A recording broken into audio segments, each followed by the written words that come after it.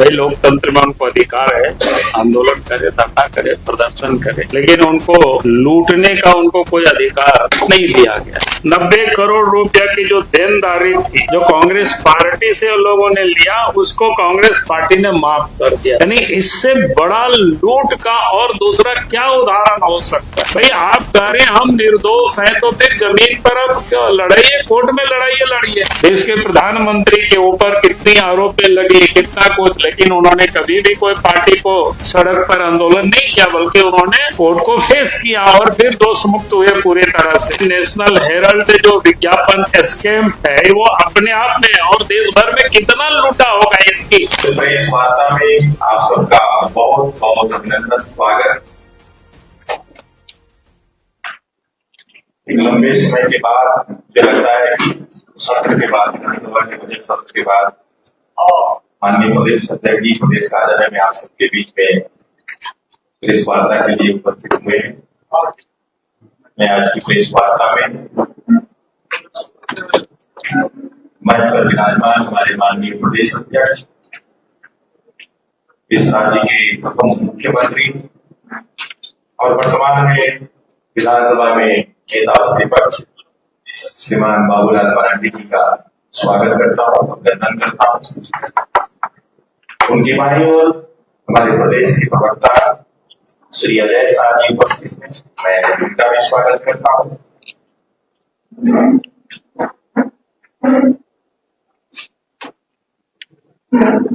और माननीय प्रदेश अध्यक्ष जी से आग्रह करता हूँ कि आज के संदर्भ में आप सबके बीच अपनी बातों को रखने की कृपा। चलो भाई, बहुत बहुत धन्यवाद आप सबको। देखिए, आप सब लोग 2 दिनों से देशव्यापी हल्ला सुन रहे होंगे।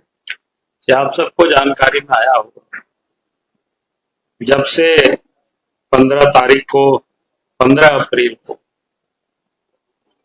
नेशनल हेराल्ड के मामला में ईडी ने चार्जशीट दाखिल किया, और उस समय से कांग्रेस पार्टी बिल्कुल बिलबिला रही है, और कांग्रेस पार्टी कहती है देश भर में आंदोलन करेंगे, धरना करेंगे, प्रदर्शन करेंगे। भाई लोकतंत्र में उनको अधिकार है, आंदोलन करे, धरना करे, प्रदर्शन करे, लेकिन उनको लूटने का उनको कोई अधिकार नहीं दिया गया। क्योंकि जिस प्रकार से, क्योंकि मामला को समझना ये जरूरी है। जब कांग्रेस पार्टी 20 नवंबर 1937 को एसोसिएट जनरल लिमिटेड यानी एजीएल का गठन किया था, यानी स्वतंत्रता के पूर्व,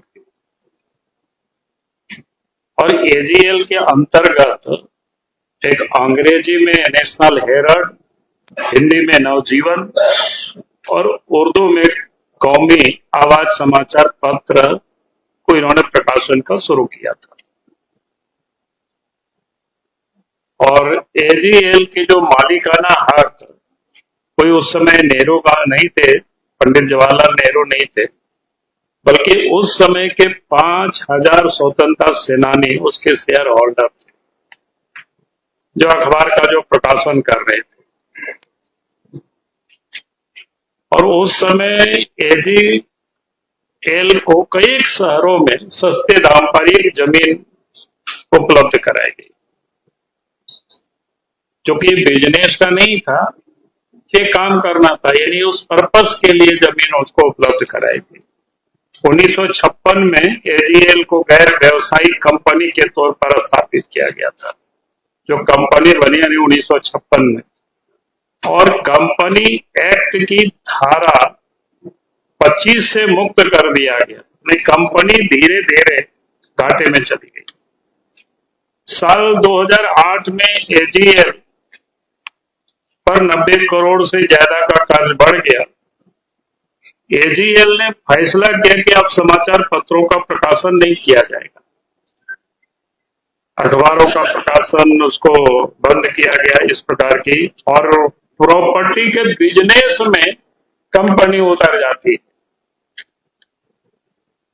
और फिर 2010 में सोनिया राहुल की एंट्री होती है उसमें से। एजीएल के 1057 शेयर धारक थे और उस समय इसी वर्ष 5 लाख रुपया से कांग्रेस ने यंग इंडिया लिमिटेड कंपनी बनाई। ये समझने के विषय है कि 5 लाख रुपया में कांग्रेस ने यंग इंडिया लिमिटेड एक कंपनी बनाई और इसमें तत्कालीन जो कांग्रेस पार्टी के महासचिव राहुल गांधी को डायरेक्टर के रूप में शामिल किया और कंपनी में बने 76% हिस्सा राहुल गांधी और सोनिया गांधी यानी उनके मां के पास 36% रखी गई। शेष जो 24% तक कांग्रेस के शेष नेता जैसे मोतीलाल वोरा जी आज तो नहीं है, ऑस्कर फर्नांडिस, इन लोगों को दिया गया। इस प्रकार के 10-10 रुपया के 9 करोड़ शेयर यानी यंग इंडिया लिमिटेड को दे दिया गया और इसके बदले में यंग इंडियन को कांग्रेस का लोन चुकाना था। 9 करोड़ शेयर के साथ यंग इंडियन को इस कंपनी के 99% शेयर हासिल हो गए।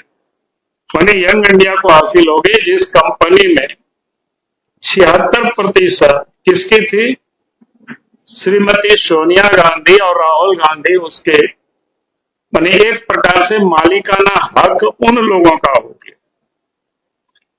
और बाद में जो 90 करोड़ रुपया की जो देनदारी थी जो कांग्रेस पार्टी से लोगों ने लिया उसको कांग्रेस पार्टी ने माफ कर दिया।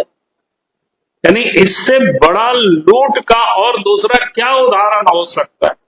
यानी वो पूरे के पूरे प्रॉपर्टी को किस प्रकार से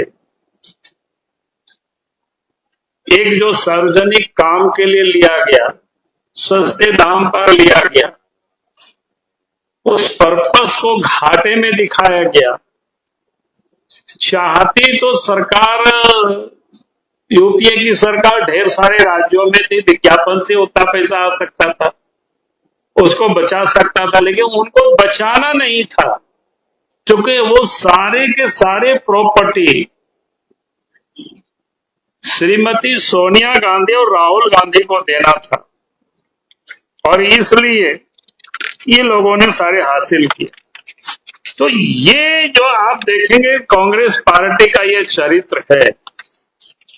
यानी कोई भी पॉलिटिकल पार्टी अब किसी को कर्ज देंगे और फिर कर्ज दे करके उसको माफ करेंगे, ये तो अपने आप में बड़ा अजूबा कहानी है। यानी किस प्रकार से प्रॉपर्टी को लूटने का और हस्तगत करने का ये जो प्रयास किया है वो किसी से छुपा हुआ नहीं। अभी जो प्रवर्तन निर्देशालय जो काम देख रही है सारे मामले को, उसमें भी आप सबको पता होगा, अखबारों में भी आ रहा है, टेलीविजन डिबेट में भी आ रहा है। यानी 2012-13 से ही सुब्रमण्यम स्वामी ने उसको तेल किया था और उस समय से वो जांच सारे प्रारंभ हुआ है। तो ये जो पूरे खेल कांग्रेस पार्टी की है लूटने की, सरकारी और बाकी संपत्ति को हड़पने की है, तो ये किसी से छुपा हुआ नहीं, इसे साफ दिखता है आईने की तरह। भाई आप कह रहे हैं हम निर्दोष हैं तो फिर जमीन पर अब लड़ाइए, कोर्ट में लड़िए। अब पॉलिटिकल प्रेशर दबाव बनाने के लिए कांग्रेस पार्टी चाहती है कि पूरे देश में हम आंदोलन करें, हंगामा करें। जैसे अभी आप देख रहे होंगे ना, क्या है अभी जो कानून बना है वक्फ बोर्ड का, वक्फ एक्ट जो बना वो भी क्या है। यानी इस प्रकार से ये लोग लूटने और वो सारे लुटेरे लोग एक साथ मिल करके देश में हंगामा करो, आंदोलन करो। भाई आंदोलन करना तो हर किसी का राइट है, कोई उसको छीन नहीं सकता है, लेकिन आंदोलन ऐसा करो भाई इसको क्या बोलते हैं, गांव घरों में कहता है ना, चोरी भी और सीना चोरी भी।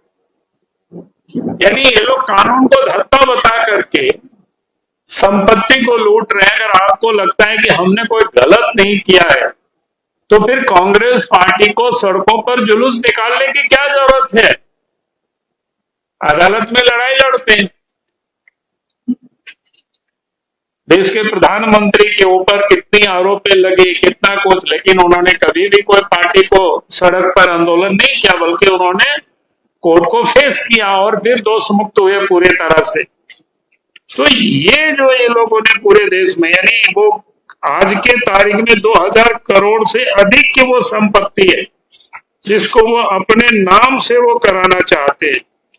तो आप सोच सकते हो कि इससे बड़ा और लुटेरा क्या हो सकता है। और किस प्रकार से कांग्रेस और यानी आज तो इंडिया अलायंस कहते हैं कि उसके गठबंधन की सरकार है, वहां किस प्रकार से ये लोग लूटते हैं पैसे को, उसका एक नमूना झारखंड के बारे में मैं आपको बताऊं।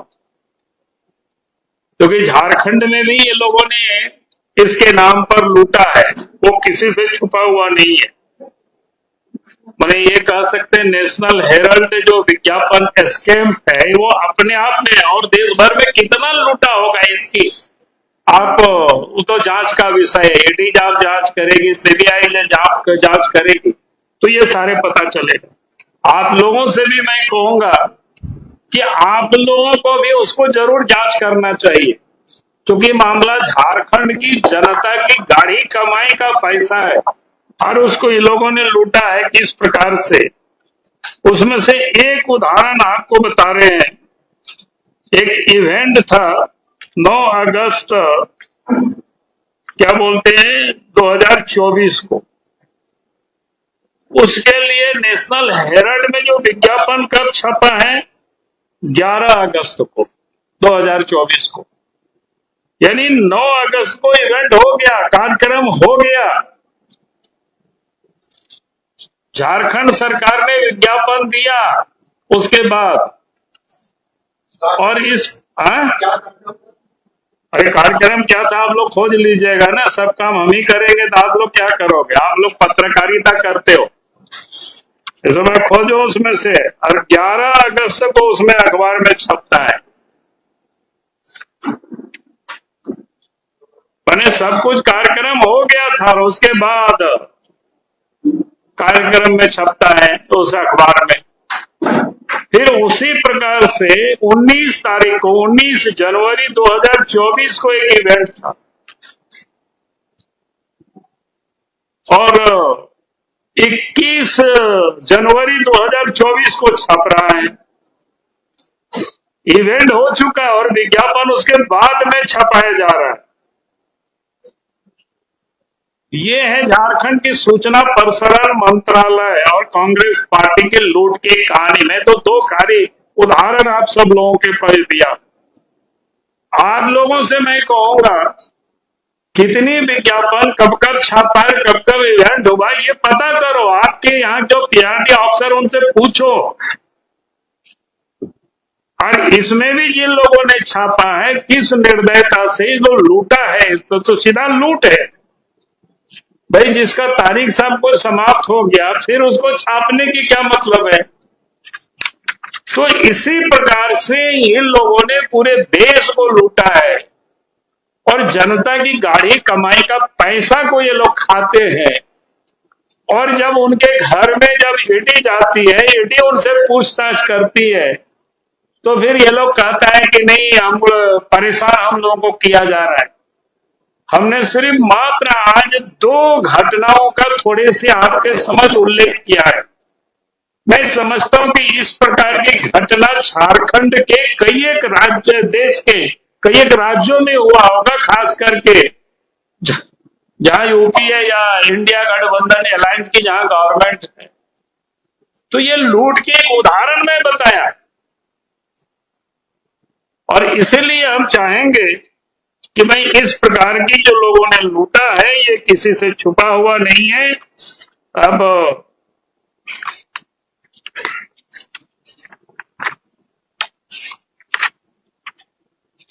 ये सारे विषय था, तो मुझे लगा कि आप सबके सामने झारखंड में भी इस विषय का थोड़ा सा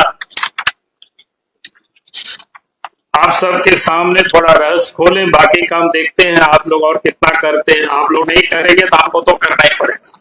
फिर अखबार को लेकर के आना होगा तो वो लेकर के आ जाएंगे, जरूरत पड़ेगी।